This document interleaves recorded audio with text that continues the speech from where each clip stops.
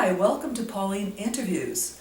Today we're going to talk about energy and how energy works in this universe. It happens to be one of my favorite topics. I don't know a lot about it, I just have the interest, but I do have a good friend here, Gabi Schoening. Did I say that? Gabi Schoening. She says it so much better. And she has a wonderful background in the topic we're talking about. And before we get started, I always like to establish the credibility of my guest, so you know their background and where they're coming from. So Gabi, first off, thank you so much for doing the show with me. And can you please give us a little bit on your background, just anything that we might want to know, and how you got started in this field? I know you started, excuse me, helping people in some other area and then worked your way into the energy field. So let's start at the very beginning. First of all, thank you, Pauline, for having me on your show. And I am from Germany, so in case you notice my accent, as people usually do, that is where it's from. And I've been here for about 18 years in America. I studied social work in Germany. Then when I came to America, I worked as a child and family therapist for 7 years for a mental health agency. Then I moved on to learn about Ayurveda, the Indian science of health. And where did you get an interest in Ayurveda? That was in Seattle. And what happened to, I just want to follow your path. Now, obviously, when you were a young woman, you had an interest in helping people, so you did the social work. Then when you moved on to Seattle, you decided to move further into a different field, kind of. What piqued your interest in Ayurveda? I was always feeling a connection to the Indian culture. And East Indian. Yeah, this teaching is spirit-based, different from Western medicine. It's very much connected to spirit, and it holds an old, ancient wisdom, and it teaches about herbs and nutrition as a way of healing and a holistic way of seeing people. So how long did you study Ayurveda? It was a 1-year training here in America. It was like weekend classes with self-study in between, and after that I went also to India and studied with Indian teachers, Ayurvedic doctors, Vaidyas, who taught me, and I experienced their treatments and panchakarma and so on.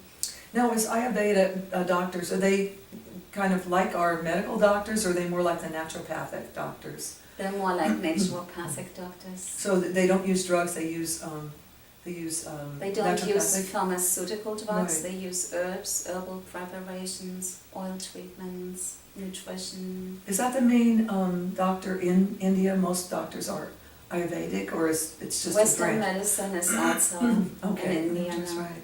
And we want to say that, but it's the traditional medicine in India. and we're going to eventually get into talking about how what you do complements what the medical profession does, and that there's room for all kinds of healing work, and you do a specialized type that assists in the other types of medicine. And then after Ayurveda you went to...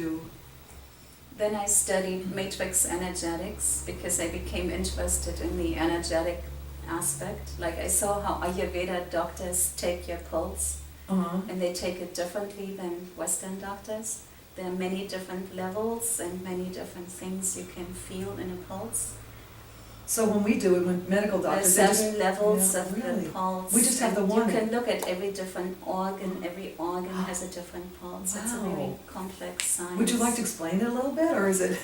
Like we all are born with a particular condition of our pulse, and then over a lifetime, the condition of the pulse changes. So we can compare like the birth condition to the current condition in the pulse, and then try to balance the imbalances. So when we But come it's in... very complex. Okay. Like you can look at the mental level, the emotional level, the physical level, at different organs, and It's almost like an acupressure type thing. It's a point, and it has a relationship to the rest of your body. yeah, it has a relationship also to the 3 doshas of Vata, Pitta, and Kapha. No, I study a little bit, because I was interested. I have no background in Ayurveda, but dosha, pitta, what are those? Vata, Pitta, Kapha, like they are the basic elements like water, fire, Right. air, Is it kind of Earth, your emotions? ether, The kind of emotional makeup you have or something like that? both, like it reflects in the psychological Okay. makeup and the physical makeup. Okay, And there are people who are kapha, like they are more water and earth. yes. People who are pitta, they are more fire and water. Mhm. People who are vata dosha, they are air and space. And you could be a But we combination, all right? have all All of four. it, but in different proportions. Yeah. I think I remember doing a test, I forget what I was. You can't tell by looking at a person or their energy what they are, can you? Sometimes you can, and Yeah. sometimes it's more complicated. Yeah, I knew I was two, I can't remember what they were. But I know one had to do with, are you cool or do you get hot easily? And I don't do well in heat, so I know that's, Mhm. Yeah, that would be a pitta. yeah, it's a pity, but I get really, Yeah. yeah, hot when it's hot. So you studied Ayurveda, then you studied energy matrix, and since we're gonna be talking about energy, I know I've asked you before about matrix, it's kinda hard to describe, isn't it? Is it energy lines, or is there any kind of reference to something we might understand as a matrix? A matrix to me is the field of energy, maybe energy grids, the field of consciousness, As primary, certain energy patterns and energy constellations. That's how I see it. yeah. And since we're gonna be talking about energy in general, the next couple of parts that we're gonna do, is there any way for the people watching, we can describe, what energy is? We're so oriented to the physical, and when we see solids, we think that, there's rock solid, but what fascinates me is that they're in motion.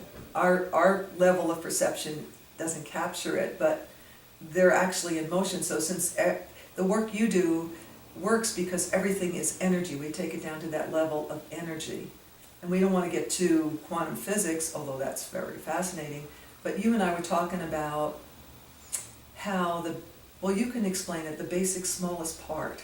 Yeah, like so if we start looking at the physical body, we can see our tissues, we can see the organs, we know we have molecules, the cells have molecules, then there are atoms, then there are photons. And the photons, that's where we come into quantum physics. They can either be waves or they can be particles.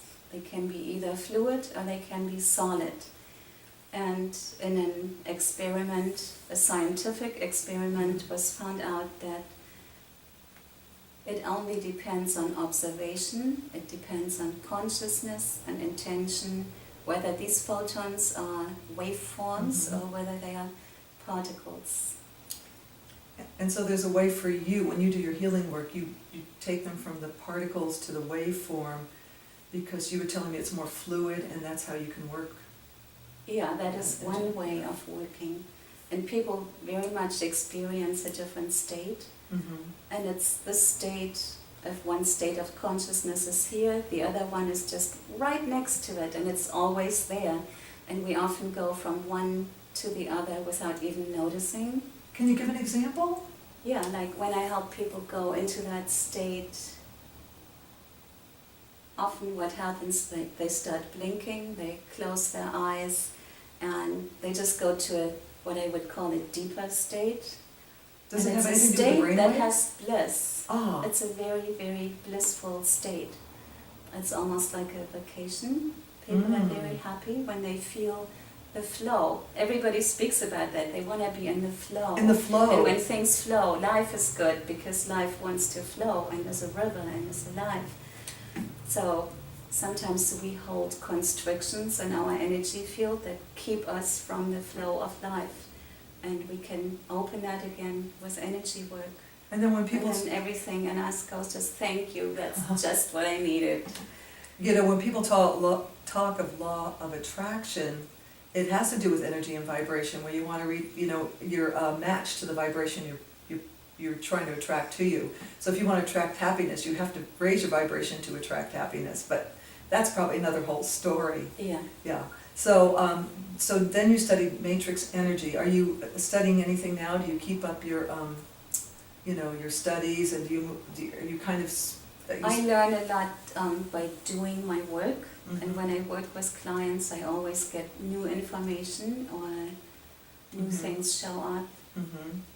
So I learn from the inside out rather than, going to an outer school. I attend the inner school of That's where the answers are. the inner teachings. And Well, we gave people a little taste of your background and just a little bit about what we're going to talk about next. So in part 2, I think maybe we'll try to give people another idea of maybe what energy is, I mean by some examples, and we'll see what we can talk about on that part of the story of energy. And then we'll move on to some examples, so.